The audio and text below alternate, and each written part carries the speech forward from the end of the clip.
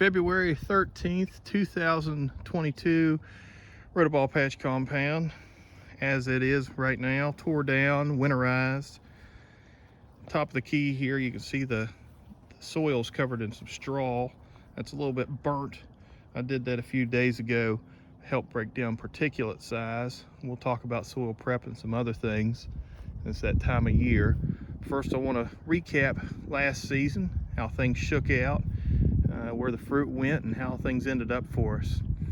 This plant up here at the top of the key was the 2350 Ginger.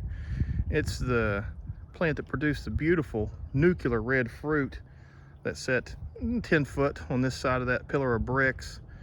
1,511 pounds. It went to Roberts Family Farm in Kentucky, where it won the Howard Deal and placed third place among total fruit there.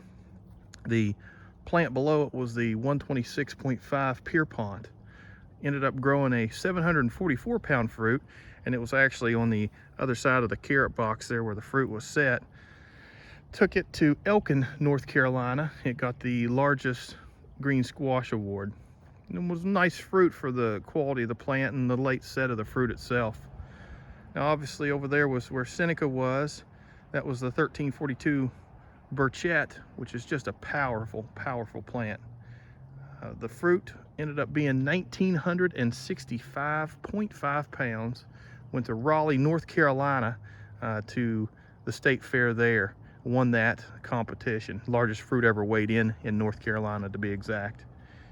The one down next to the building, a smaller plant, was the 1347.5 Rotoball that I grew in 2019. The plant was small, like I said. The fruit ended up going 1,242 pounds in Spring Hope, North Carolina, where it got first place. Honestly, I was anticipating that fruit being about 14 to 14 and a half pounds, 100 pounds, and it just didn't have it in it. It went a little touch light.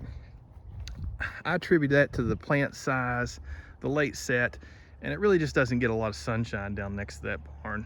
So we had 4 plants and 4 fruit out of this patch. That's kind of unheard of for me. Normally I have one explode or crack or something. It just doesn't make it. So to get all 4 of them to the finish line was a real success for me and the patch. This year, the season 2022, fast approaching. I mean, I'm already doing things, and I'm not the only one. We're gonna have 2 plants. Don't need to have 3 plants, don't need to have 4 plants. There'll be 2 plants in this patch. I'm probably going to use my same stump locations as the 2350 Ginger and the 1342 Burchett up here at the top of the key and down there towards the edge of the patch. I always inset the stumps about 10 foot and 12 foot. So somewhere about right there is where I have my stump. I don't have a stump back here. Those roots go everywhere, guys. So you want it, I hate to say in the center of the patch, but you want it a little bit from the border of the patch, you know, because the moisture is mostly out there, and your regular soil out here is not amended. So the roots getting out here, they're really not getting much. So it's nice to have your stump and think about where the roots are going to run from that stump. I'm going to have both plants, like I said, one here, one down there, and I'm going to run them downhill. I like to run downhill. I like to think that it's easier gradient for the fluid. The plant brings up the nutrients, the water cycle, to flow into the fruit or flow into new veg being built up. So don't know if there's any truth to that or not. I mean, plants grow and they vine up trees, but try to make it, let gravity help it, if nothing else.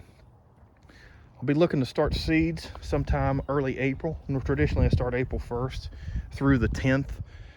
I'll start probably a dozen to 2 dozen seeds, not for just these 2 plants, but for my father as well.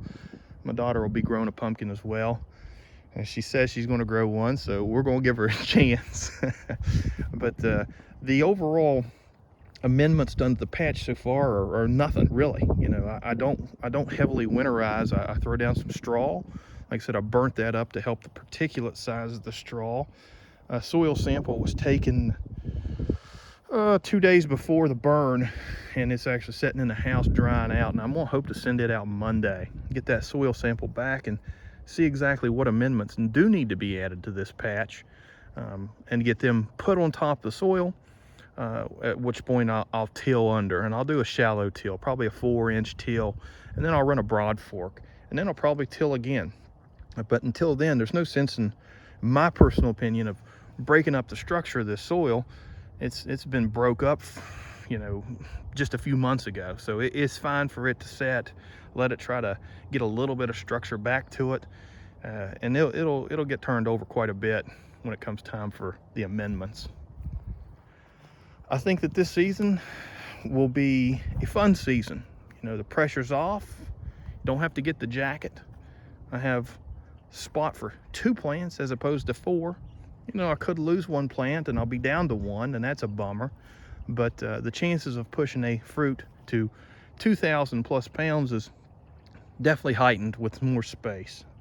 You know, we're not going to be having a 600 or 700 square foot plant like normal. We're going to have a 1,000 square foot plant.